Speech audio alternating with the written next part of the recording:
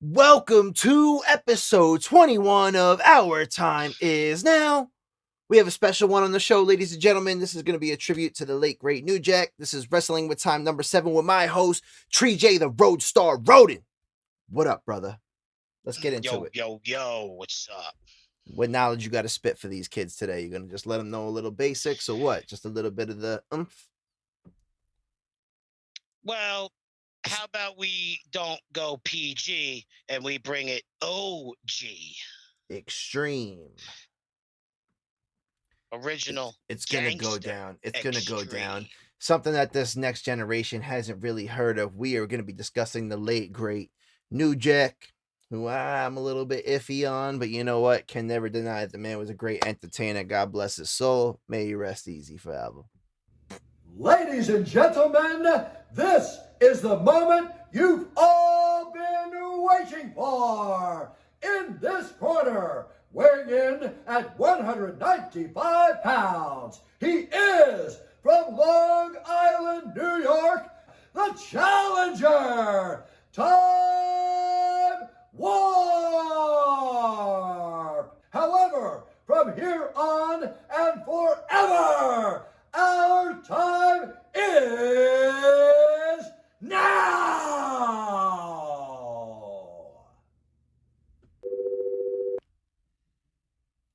You know, I was thinking about not answering it like you didn't answer my two and just give you a big fuck you for a couple of minutes. But I was You were thinking about what, you little dickhead?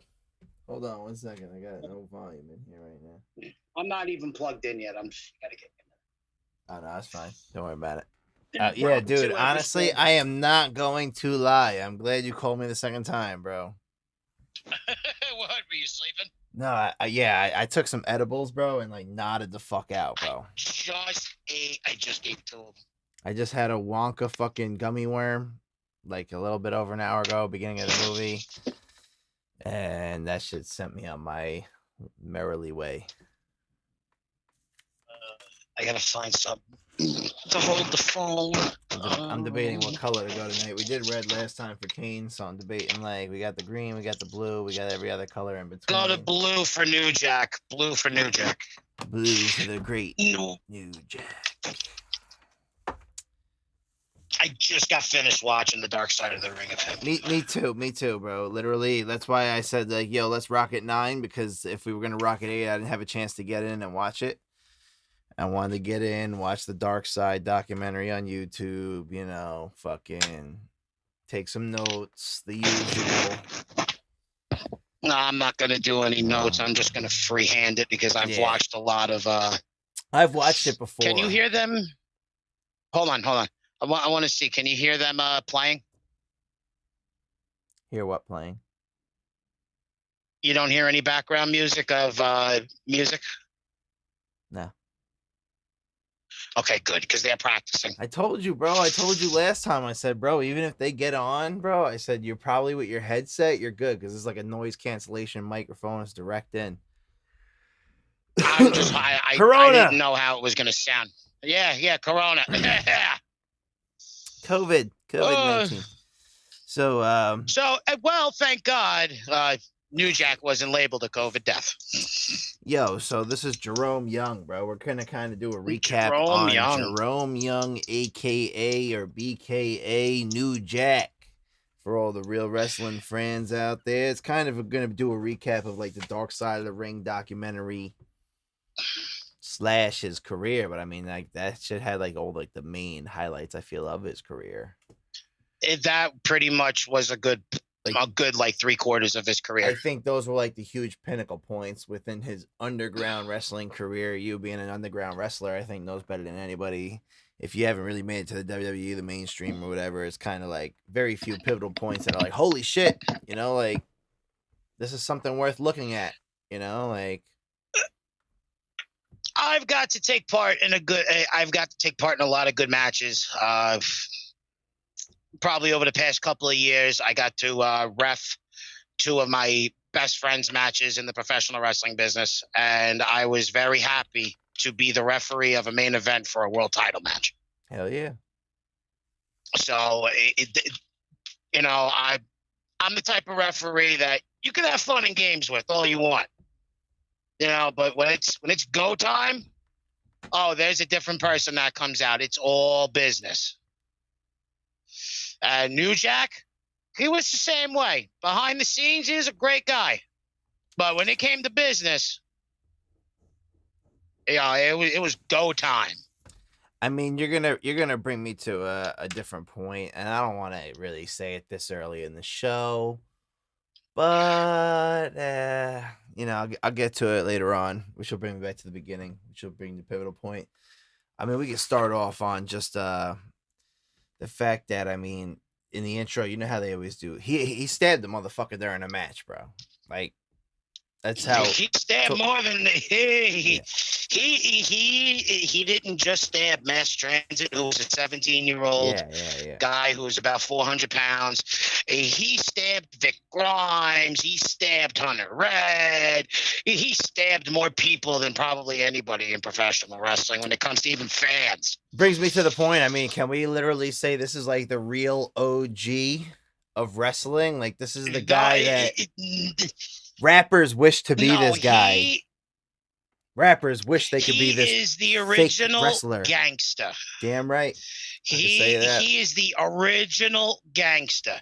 If anybody wants to go watch like old Smoky Mountain Wrestling off of WWE, with your boy Jimmy. Great stuff on there. Yeah, and you want to know, New Jack was founded by Jim Cornette. Your boy JC, bro. And you know, it's very. I love hate him. I love his mind. I hate him as a person. He's a crazy cocksucker. Not gonna lie. Yeah, mind, the way New Jack. When he came into professional wrestling, Jim Cornette tried to accentuate the good and get rid of the bad. At the time, New Jack could talk. Yeah, New Jack could talk. He definitely had charisma. I cannot deny the man charisma. I think I said it on one of the episodes. We've talked about him on previous episodes too, 100%. He's you know, he talked. It was a match between. It was him and his partner, who were the gangsters in ECW, or somewhere. No, Smoky Mountain. And they were facing Ricky Morton and the other guy, Bobby Eaton, the Midnight Express. Yeah. And in the middle of his promo, New Jack said, "I ain't no watermelon seed spitting, cotton pitting." Yeah. You know, and he was the guy who blurred. You want to talk about blurred the lines? You thought Brian 100%. Pillman acted the way he did in real life? No, New Jack acted crazy motherfucker. That guy would snort fucking 5-6 lines of cocaine. He'd go, yo, boom, fucking kick ass. Dead ass. I mean, even the there was narrator, not a match. I mean, Chris Jericho, even as narrating the show, the most provocative and controversial characters in wrestling comes from Chris Jericho's mouth. I mean, he lived up to the name, bro, because, I mean, that is the most jacked up forehead I have ever seen for New Jack. That motherfucker cut his shit with razor blades every different angle in the 360 degrees circumference. Somebody else's forehead's a lot worse than New Jack's. That's a tough one to fuck Abdullah, up. No. Yeah, Abdullah the Butcher. Abdullah the Butcher. Yeah, I'm sure. But those two motherfuckers are in the same class. Yeah, but here, but here's the thing. Between Abdullah and New Jack had all of it right here in one spot. Abdullah's would go all the way to the back of his head. Yeah. I don't know. New Jack knew where to stop at a certain point. Yeah, but Abdullah is nowhere near as insane as New Jack was. You know, like when it comes to like. Well, all the matches we saw of Abdullah, all the matches we saw here in the States was from WCW and NWA. Now, if you would have seen some of the stuff that he did in Puerto Rico, against Bruiser Brody, you would not be saying that. Well, I'm saying Bruiser Brody was one guy that was murdered, right? Maybe it was Abdullah the Butcher. He was murdered by Invader Jose Gonzalez. Ah, that's who it was. In Puerto Rico in 1986. Yo, if you think about it, like I think about it, I've compared side by side Elias and Bruiser Brody, and I'm like, that could be your fucking son. Maybe it is. No, it's I've seen the documentary on the Bruiser Brody death, and his son is mad skinny. Yeah, no, but I'm just saying in general, like Bruiser versus Elias, like if you match them up side by side, bro, I'm like, there's a resemblance there. There's some sort of resemblance there. Maybe he was cloned. He was cloned in a laboratory by Elon Musk, and they brought Dogecoin to the moon. And Brody came back with a son named Elias. No, if anybody looked like Brody, yeah, it would have been Luke Harper. A little bit. I'm gonna post the photo right here though of what I'm showing about. Luke Harper looked more along the lines of these motherfuckers look like father and son. I'm telling you. And we'll throw Luke in there for the triple onset. Right there. Me personally, I think that Luke Harper. I mean, Brody Lee. Ironically, he puts his name to Brody. So maybe he is. Maybe he is. What do I know? I'm just a fat kid who knows nothing except professional wrestling and stock tips. So I mean, like at this point, Jim Cornette called him and said, "Yo, like at one point I heard he was a bounty hunter and had a few justifiable homicides." I mean, it's like 100% real. It sounds like Jim feared him in general. So I mean, no, Jim didn't know who was Jerome and who was New Jack. That's the whole thing, though. I'm saying, like, it sounded like Jim feared him. Like, he's like, this guy's a crazy son of a bitch who I'm just going to cut him a check for putting on a good show. Of course he's a crazy son of a bitch. Why the fuck wouldn't you think a guy who walks around with a surgical scalpel is not going to be a friendly person? Fucking guy carries around an 8-inch surgical blade. He carries an X-Acto knife, a fucking scalpel with him all the time. What the fuck? Bro, he's from Harlem. One of the toughest spots on the planet, bro, to come up from, especially like. You want to know something? I've always I know he's from New York, but he doesn't look like he's from New York. He looks like he's from Charlotte. I didn't think so either, bro. I thought it was South too, like the way he was, Buck Wild. I said, yeah, like Pennsylvania, like, like Philly, Carolina, or Mississippi, at least, maybe like North Carolina. Yeah. Mississippi, the Bayou type shit. Like, I will gut you like a fucking Alabama, gator. Louisiana. Mm-hmm. Yeah, crazy. Alabama, Louisiana. I mean, Tennessee, somewhere. He does not look like he did not look like he was from New York. I mean, when you have another tough motherfucker say he was a tough motherfucker, and that tough motherfucker calling you a tough motherfucker is the Sandman, who's also another bad motherfucker. I mean, you're a tough motherfucker, bro. I mean, Sandman was a badass, bro. I remember him in his PG WWE days just coming out, like, smashing a beer can. Like, that's so badass. You go back and watch some ECW footage, and you're like, oh, my God, that was, like, light work. Oh, he smashed a beer can on his head? Speaking of ECW, taking shit. Paul Heyman was on Talking Smack on Friday night when it was announced that he passed. You already beat me to it. So since you already brought that up, we are gonna drop that segment somewhere along here because I actually wanted to play that to open up the show. Didn't know if you already saw it yet. We watched it. So of course I saw it. In the Fair Use Act, nonprofit act, here is where we're gonna throw that joint. Let him know, Paul. Speak to him. Right. The only reason why that they didn't use New Jack in WWE was because, as you guys just saw, Paul Heyman clearly stated that he was too extreme for the 100%. PG era. Now, he even says he says in his eulogy, you can go on the WWE network. You can watch his matches. That we have no control of. You can watch his matches, but we can't mention him on television because he was too extreme. He pushed, Paul Heyman said it the best. He pushed that needle and pushed that note so far that if there was still any type of realism in professional wrestling, out of the top 3 greats that could probably keep kayfabe alive and believing in who you are would be Brian Pillman, New Jack, and 100% I Chris Benoit. Another controversial figure that's come up numerous times on our episodes, and we're only on episode 20, and he's come up a lot more than even most recent wrestlers on podcasts because he's that.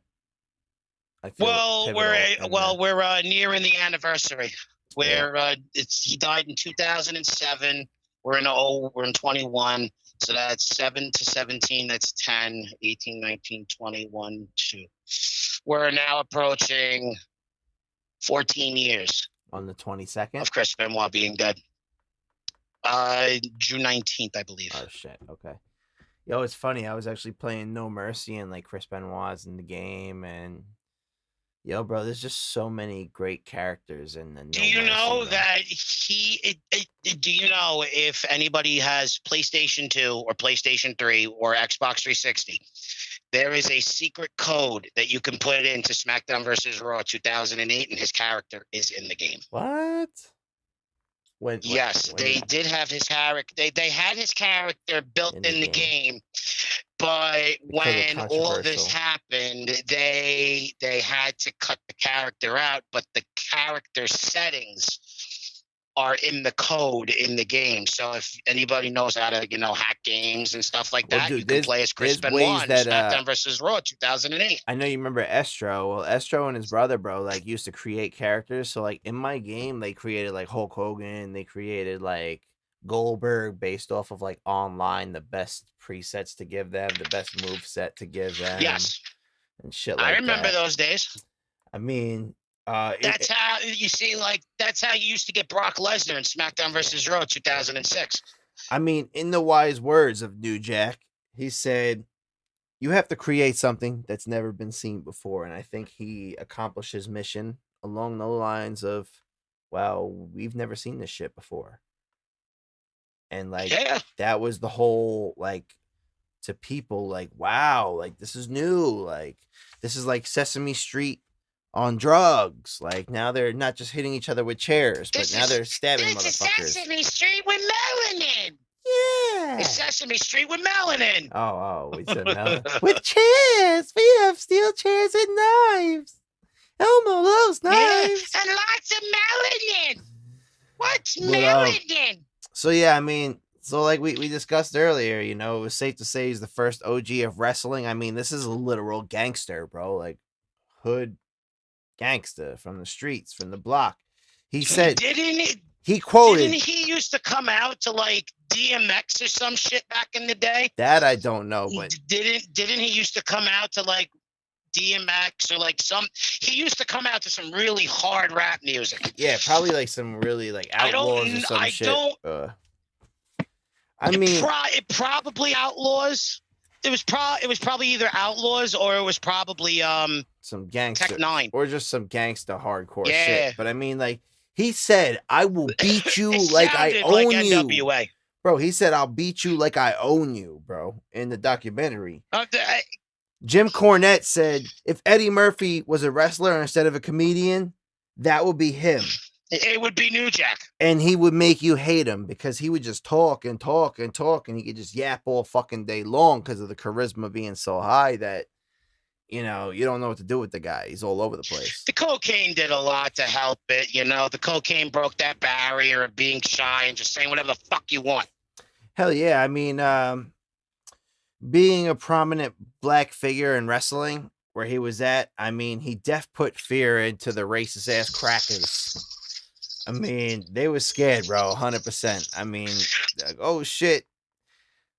he was inspired by Eazy-E. He mentioned that he had like the Raider gear, the gold chain. I mean, he incorporated that into his character. So that's like, fuck the police, coming straight from the underground. You know, like, he just had that mentality to him, like, fuck the authority. I'm going to do what I want to do. I'm running the show, and because I'm making you money, you ain't going to say shit. Just keep cashing my checks. New Jack, you know, you will be terribly missed. I've seen a lot of your wrestling interviews with Sean from Kayfabe Commentaries, and you're very, very smart. You're a smart motherfucker, bro. New Jack was in Beyond the Ring. Yeah, the documentary that was created in 1998. I actually have it with The Rock on the cover. He did a couple of scenes in there where he hung out with Barry, and Barry tried to get him into Hollywood and everything, and the Hollywood casting directors was like, Barry, "Oh well, Barry. Wyndham? Barry who? Barry's something Jewish name." Oh, okay. Movie director. He's from here in Long Island. I can't remember the name, but Barry Blumenthal or some shit like that. Okay. It's some Jewish last name. I'm not sitting there trying to be racist to Jews, but it's the best way how I can describe it. I can't say it, but he took him to go and do a couple of auditions, and the Hollywood casting directors was like, yeah, well, he could probably be the leading man. And then, the person was like, no, I don't see him as a leading man. I see him as like Denzel's friend, or, as Samuel's friend, or, like they were actually, watching that today. They were actually being racist. Yeah, I mean, I'm sure, because they were stereotyping him. They were stereotyping him because of the energy that he had. They're stereotyping him to be that he was way too more energetic than Denzel Washington or Samuel L. Jackson or any of the prominent black guys in Hollywood. Since we're talking actors, want to give a huge shout out to Kevin Nash. He just tweeted and a notification popped up over your head. I don't know what he said. He said if you're over 40 and something, but we'll get to that later. Shout outs to Kevin Nash. Kevin Nash, bring it, Kev. Ooh. But anyway, I mean, it was predominantly, like a white and redneck audience, as Jim Cornette described it, and New Jack just really straight pissed them off. Especially, I think, when he cut the vignette where he said, "O.J. Simpson, keep up the good work, brother. Now we got 2 less white bitches to worry about." I was like, whoa, controversial shit. 2 left stiffs to worry about, yeah. Stiffs? I thought he said bitches. I don't know. They censored it. Keep up the good work, O.J. Anyway, I mean, that was like some whoa, bro, where's the apple juice at to mix with the OJ? I had no idea that D-Lo was actually half of the Gangsters. And I didn't know that he was a 26-year pro. I mean, I'm thinking about it now, and I'm thinking I'm almost 30. So, yeah, he's been around since I was young. So he's definitely at least in the industry 25 years, but he's a 26-year He was around when we were 4 fucking years old. That's what I'm saying. And he's been wrestling since we were 4. I love the little D-Lo where he used to do like the little, you're looking at the real deal now. Ooh, yeah. I'm going to kick your soul on the street. Yeah. So he was kind of always in that like gangster mentality from when he came in. They was talking about Mustafa. I guess he was part of the original Gangsters too, about smoking pencil shavings and a blunt. Sandman said was his. Yeah, Sandman was like, "I'm good on that." D-Lo pleads the fifth when they asked D-Lo. He rolls up a blunt of pencil shavings. Well, the shit weed. When you take a number 2 pencil. It's with weed. He rolled it with weed. No. It was straight up pencil shavings. What the fuck are you talking about? Rewatch it.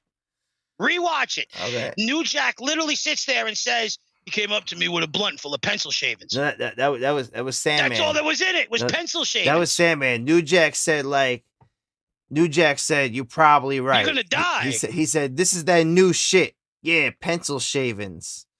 And I mean, he was tweaking. Like that guy Mustafa was always tweaking, like on camera. So I mean, like New Jack even says he was like, there was one night he was smoking that shit, and then I get a phone call in the in the hotel, and the cops are fucking got him on the ground, and he's screaming, and he looks at me and he goes, "No, Jack, it's all right. They're trying to fuck me." Yeah. He thought everybody wanted to fuck him. I was yeah.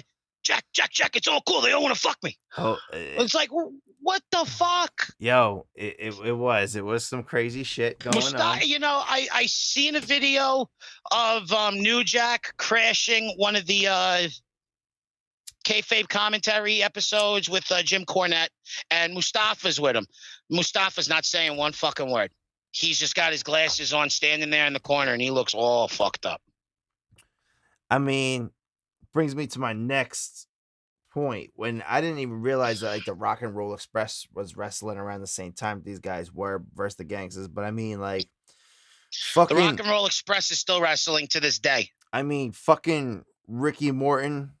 I mean, they reenacted Ricky Morton and Bobby Eaton. Yeah, I mean, they reenacted pretty much the 92 police beating of Rodney King with the nightsticks. Yes, which was great. White people were about to riot out the venue because they literally beat the angles. shit. That's probably why Ricky Morton is so fucked up today. It's probably because he got hit so many goddamn heads. Let me tell you something. Out of Smoky Mountain, Jim Cornette, I think, even says it was one of the highest rated moments in Smoky Mountain wrestling history. I'm sure, bro, because they were like beating the shit out of him like for real, and he's like, "Oh, I'm getting fucked up," like gashed him open, bro. I mean, he got on there talking shit about the NAACP. I mean, there was a lot of N-word on TV around the time this guy was talking. He was just constantly spewing that shit. That's all he did. And that's he all threw that he shit said. around. That was his power coin, and it was nobody's gonna take this from me. Like, y'all want to use it? Well, I'm gonna own it, and he owned it. I mean, there's no other way to say it, but New Jack was raw. Explicit, raw. Agreed. Rawest dog in the group. I feel like Snoop Dogg would have rawest dog in the group. I feel like Snoop Dogg would have an issue saying that he was more raw. No. I think Snoop Dogg would sit there and go, "Yeah, you want a job? This guy's a real. Be my bodyguard." He's like, this motherfucker here, real OG. Like, I ain't never stabbed nobody. This motherfucker did it in the ring on TV. Nah. It'll be like the time where he was where Guy Fieri. This motherfucker stabbed him on TV. Snoop Dogg. It'll be he almost took his motherfucking life. New Jack. It'll be like when. How come every time I talk, you're talking? Because I was making a fucking song, bro. Get over it. Fuck your music. This is wrestling. Fuck a wrestling tune. Singing. Snoop Dogg and New Jacks. Right, fucking New Jack will show up to Snoop Dogg's house. He'll open the door and Snoop Dogg will be like, "That's my main man, New Jack." Doesn't even know the guy. He just knows him from TV and just goes, "That's my boy right there." Be like, "You want a job? Here's a 45. Protect the house." You want a job? Protect the house, motherfucker. You want a job? Here's a 45. Protect the house. Everything in there is yours if you want it. Just let me know so I can put it on the books. Yes, sir. Taxes, write-offs. You know how it is, baby. 2720. I'm just trying to get the timestamps over here, like so. This way I could label it better a little bit. Let's show. But so we're moving into ECW days now. I mean, this is the most edgy wrestling ever. I already know you agree with me on that. Paul Heyman was ECW, as they say, the genius, the mastermind behind it. He wrote ECW wrestling shows on fucking pizza boxes and napkins. Yeah, I'm at sure. A diner. He was like Eminem, bro. With all right. Fucking Tommy Dreamer has told a couple of these stories to where that Paul Heyman came up to him and he had shit written on a toilet paper that he thought of when he was in the bathroom. I mean, between the weapons, the sexuality, the explicitness of the show is definitely the most raunchy, which is why it was considered like, I guess, like an underground TV show. I remember my cousins, Matt and Brian, always like, "You never seen ECW?" And I was like, "No." And I really didn't. So I until I went back and watched didn't make it. their television appearance. The ECW didn't make their television appearance till WrestlePalooza in 1990. I want to say 7. Yeah. If Beyond the Ring is correct, 97 was when they launched into the pay-per-view stratosphere. WrestlePalooza or some shit like that from 96, 97. Yeah, WrestlePalooza from like 96, 97. That's about right. Is when they launched their first pay-per-view, which was barely legal. And after the end of the show, Paul Heyman calls Bruce Pritchard. And he says, "Hey, did you see it?" And he goes, "Well, Paul, you exposed your business." And he goes, "Yeah, that's a good thing." And he goes, "No, it's a bad thing, because you're showing people a certain aspect of the business, not the full aspect. You're just showing them highlights. You're not giving them wrestling." Mm-hmm. And that turned Paul Heyman off of Bruce Pritchard for a little while. And then in 2001, Paul Heyman, I think, paid, like 7 or 8 ECW wrestlers, closed up shop, went to the WWE. He paid them? What do you mean he paid them? Like he paid them and they got out? No, he gave them like checks that he owed and everything, and then he closed down the business and went away. Yeah. Then Tommy Dreamer kept the dream alive for a little while. I kind of wish Paul would have stuck with it. Pretty much folded after that. I think Paul would have been more successful if they would have kept running. I mean, maybe not today's day and climate. It was a money issue. It was a money issue. He had a money issue with Spike TV and TNT TV, because at the time he was going through a lawsuit with Turner Network Broadcasting, TBS, that used to host WCW. You got to remember, he was part of the Dangerous Alliance in WCW with Rick Rude, Stone Cold, all those guys. He managed them. You got to remember, he was Paulie Dangerously. Yeah. He was a manager in WCW. He had a lawsuit going on from like Jim Herd days from the 90s, and he got screwed out of that money. A lot of that money was supposed to go into ECW. He was banking, I believe, if I remember correctly, it was like a $1.8 million lawsuit he had against Jim Herd and WCW. He was banking on that money to get ECW off the ground. And then when new ownership came into WCW, they dropped the lawsuits. Because it was under a Jim Herd administration, not the new Eric Bischoff and everybody else. So that was the one good thing Eric Bischoff did for WCW, besides signing really good talent. He was able to get rid of a lot of long-standing lawsuits. I used to hate him. Like when I was a kid, I always hated him. I read his book a couple years back. I used to hate Eric Bischoff, but I read his book in like 2007. Yeah, I read it in like 2017 or 18 or some shit, and I was just like, he was dope. Changed my mind about him. I was reading it when I was in Norway like 3 years ago, 2017 or 18. And I read it when it came out in 2007. I read it, I think, like the first 2 months it came out. I got it from the library. It just made me realize how much of a great promoter he was, and like how much of an impact he's had on the industry and where wrestling would be today without him, because he kind of elevated it to the point where WWE, WWF as it used to be, stole so many of his ideas that when they did hire him as a GM, he was still incorporating creative. And when they brought him back for that short stint, I was kind of very disappointed that they got rid of him that quick, because I was like, what the fuck are you guys even doing? I wanted him to be on TV every week. When I heard he was going to be writing, me too. I was like, okay, cool. Can he be the general manager? That's what I was thinking too. Because he was great as a general manager. I would love to see him on SmackDown. They should have had a GM, 100%. No, we didn't get that. What we got was Paige instead.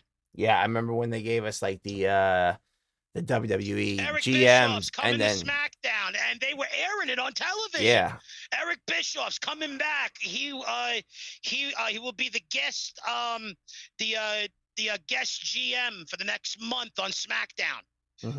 Come, tune in to SmackDown every Friday on Fox. Starring, Eric Bischoff's back. Yeah. And then as soon as WWE got the deal with Fox TV, Eric, you're fired. Yeah. Thank you. We used you for what you needed. Yeah, I know. We used your publicity to get us Fox TV. And it sucks because, I mean, he was definitely one of the better, like we talk about GMs, like you go back, they had the GMs where there was like somebody runs SmackDown, somebody runs Raw, and then eventually it got to the point where they had to add a GM, so they started doing the guests, like the celebrity guests or like the guest GMs and shit for like a year while they searched for a new GM, and then they kind of never really got back into that aspect of having GMs, like general managers for the show. They kind of just like phased it out of the entire story writing. But with New Jack, I never knew New Jack had a toy. Neither did I till he said it. Mom, I'm in Toys R Us. I had no idea he had action figures. I had no idea. I mean, it's fucked up because New Jack, his mom was stabbed 5 times by his daddy, as he says. And 5 months later, I guess she was gonna walk away from him, like she was gonna walk out on him. And he shot her in the back of the leg. So it's insane, like to think about what this kid has gone through as like a 5-year-old. To grow up and remember that. And the thing is, as children, we remember the most traumatic things in our life. So his dad died when he was 5. So if you remember this all before the age of 5, this before going into kindergarten, preschool, seeing all this traumatic events, I remember some of the happiest days of my life before like kindergarten, like. I remember my dad, like, you remember when you asked if you were going to go to school? Well, you're finally going to start school next week, and it was preschool. And I remember, like, him, like, laying me down, like, telling me that, like, you're going to finally go to school. Like, this kid, like, had someone shoot his mom instead. Like, fucking not happy memories, but traumatic shit. New Jack's mom, I think Jerome's mom is still alive. She might be. I think she outlived her son. I mean, they had Tiny the Terrible on there talking about the mass transit shit, and it's Eric Koulas. I mean, they cut him the fuck up. Twin Towers. They cut him the fuck up. Oh, they cut him. Sandman said it the best in the interview on Dark Side of the Ring. So that's why Jack was pissed off. Okay, now it makes sense. Yep. I mean, 17-year-old who lied he was 21. He was untrained. Word to the wise, to the young wrestlers out there. If you got 5-10 years experience, but you're getting in a ring with somebody who's got 15-20, you listen to him. Yeah. You don't decide what gets to be fucking done. I mean, he was untrained. He was kind of a filler. If the vet sits there and says, all right, I'll give you a few minutes of offense, I'm going to take the match. That's how it goes. Okay, that's fine. We'll just work it through as we go. You said I can get a little bit of offense when it's time to go home. That last 3 minutes, I'll give it to you. Yeah. Just let me get some offense in. Yeah. But I mean, the thing is, 17-year-old kid, bro. Like, if you think back to when you were 17, you were heavy. Said, I want to do this. It don't matter. I want to do that. No. What he should have never did was lied about his age and said he was 21 with the experience, because that too. When you're 17 years old, you're still fanboying, bro. You're still like, oh my God, I just met Stone Cold Steve Austin and I wanted to stunner him, you know. In certain states, the legal age of consent, including in professional wrestling at that point, depends on the age that you're wrestling in the state. Yeah. So Eric Koulas was 17. That happened up in Rhode Island, I believe, right? I think so. Rhode Island, the legal age of consent in Rhode Island is the same as it is here in New York. It was 18 at the time. Now, 25 years later, it's 17 that you are considered an adult in New York, Connecticut, Rhode Island, statehoods. That's when you're considered an adult. But back then, it was 18, you were considered an adult. Yeah. Not 17. Yeah, I know. But still, so even 18, bro. 17, 18 is really not much difference. You're still a kid at 18. He was able to talk his way to get him in there because he showed them tapes of him wrestling with the little guys. And technically, certain people who do promoting and stuff, they, midgets are a really good form of wrestling entertainment because it's actually quicker than actually what you would think. You would think it would be slower paced. It's actually faster, and it looks like Olympic wrestling. I mean, I think he just wanted to do it, and like this is gonna bring me to the point. Like I think like he maimed that kid. That kid's career was definitely over after that match, even if it just begun. 50 stitches. Yeah, he said I cut him. He said I ain't try to kill him, but I want him close to death. Like, that's a sinister quote. Yeah. So, I mean, that was like, if you think about it, The blade was never intended to be an X-Acto knife, he said, but that's what it was. Like you said, X-Acto knife's what he carried around. I mean, the kid's father was there. It was kind of sad to me. And I just think, like, if we want to talk about racism in America, this was like a perfect case of reverse racism. Like, I think New Jack just hated white people. After New Jack cut him, the father was sitting there going, "He's 17. Fuck you, you." Like you're and then it was horrible. Yeah, horrible. I know. It really was, and it was sinister as fuck. But at the same time, I mean, the crowd was fired up. A 17-year-old kid who thinks he's been in the wrestling business for 10 years has no right to go up to somebody who's, I would guess, early 2000s. No, that was late 90s. Figure New Jack's probably about 29, 30 years old. He was 58 when he died. I hope they would have like expanded on it by now, but maybe before smartphones and cell phones and the internet age, the digital age, like maybe they didn't know better or they just felt some sort of way. But now with everything connected, I hope they feel a different type of way. The security guard they interviewed, he said the crowd was fired up. I was like, of course, they almost watched a live snuff film on fucking live TV. Like, yeah, they're fired up. They're like, is this real? This was blurring the lines between reality and truth. And it's like, okay, well, it's fake, right? Wrestling's fake. No, this motherfucker almost died. Right there. Yeah, like this motherfucker almost died, you know? I mean, he had the defiant middle fingers. Got 15 stitches in the head because 50 stitches because of that. He had the defiant middle fingers when he was on the stretcher. Middle fingers. But I mean, like that didn't mean nothing on a stretcher. I mean, he's ballsy though. I mean, every kid wrestler's dream to be on the big show, but was it really worth the cost of like? Well, you were a professional wrestler. Now you're not a professional wrestler because you're almost dead. Or you almost died. And he dies a couple of years later, because he had gastric bypass surgery. Yeah. Because number one, his parents let him eat way too fucking much. Yeah, so for sure. Technically, the kid he died of gastric bypass surgery complications. I mean, that's considered to be fault on the parents. Look how fucking fat the goddamn kid was. That's the parents' fault. It's not his fault. And that was in 2002. I had that on my notes too, that he died in 2002 from gastric bypass.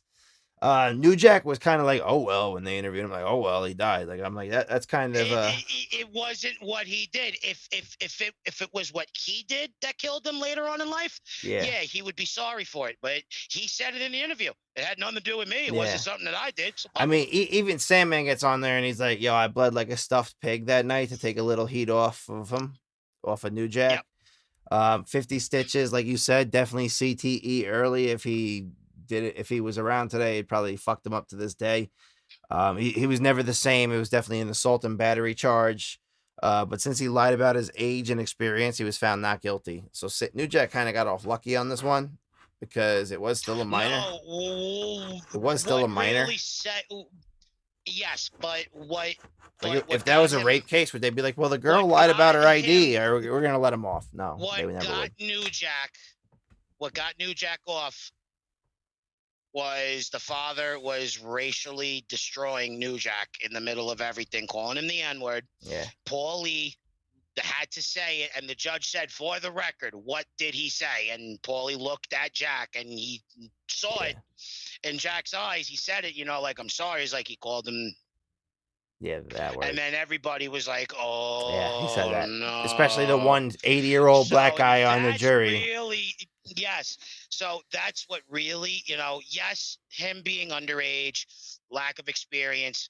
Yes, that all counters into the suit.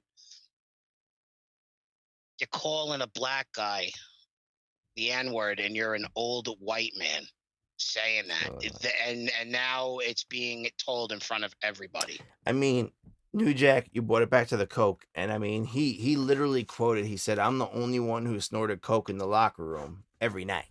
So every night.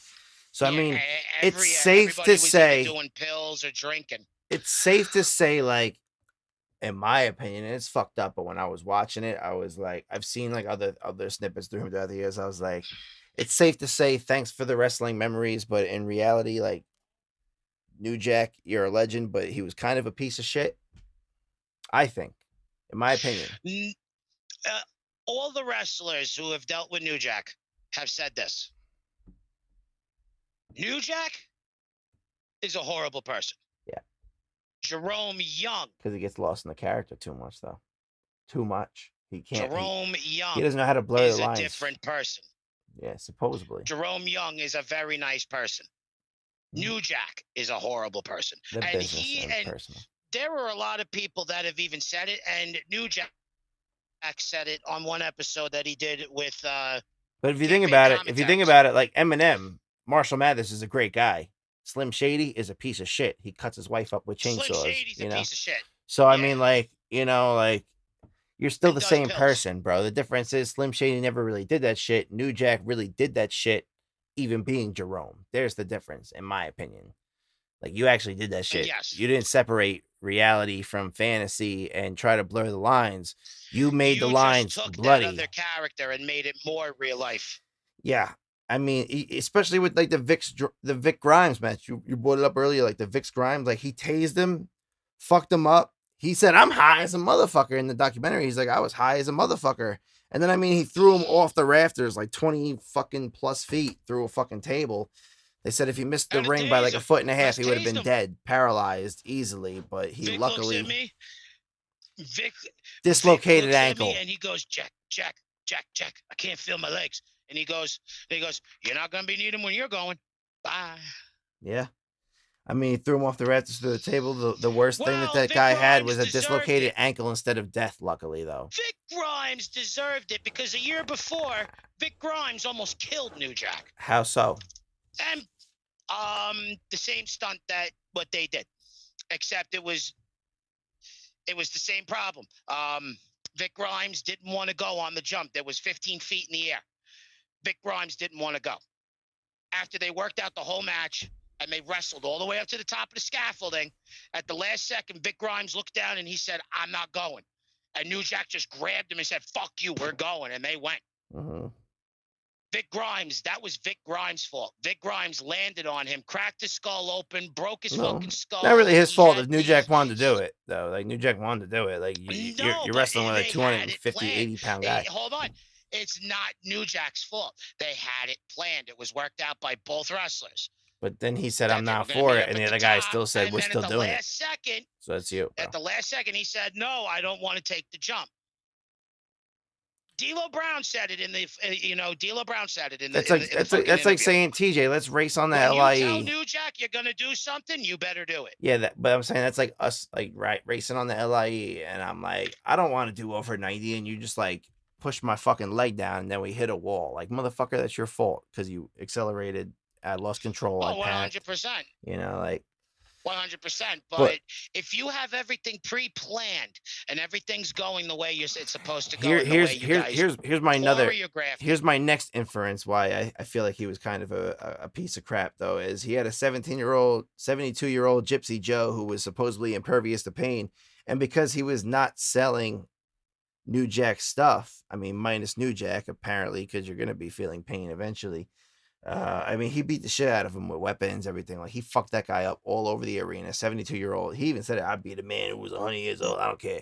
Like, 72-year-old man, you're beating the fuck up. Yeah, because but that was his gimmick, though. Impervious to pain. Yeah. You don't gotta cut the guy, stab the guy, shoot the guy, hit the guy, fuck him up. But the problem is that nobody told Jack that was his gimmick. Yeah. Gypsy Joe went into the locker room, tried to work a match out with him, and at this point, New Jack, you ate your own words on this. You don't go to what, the vet, the rookie doesn't go to the vet. Yeah.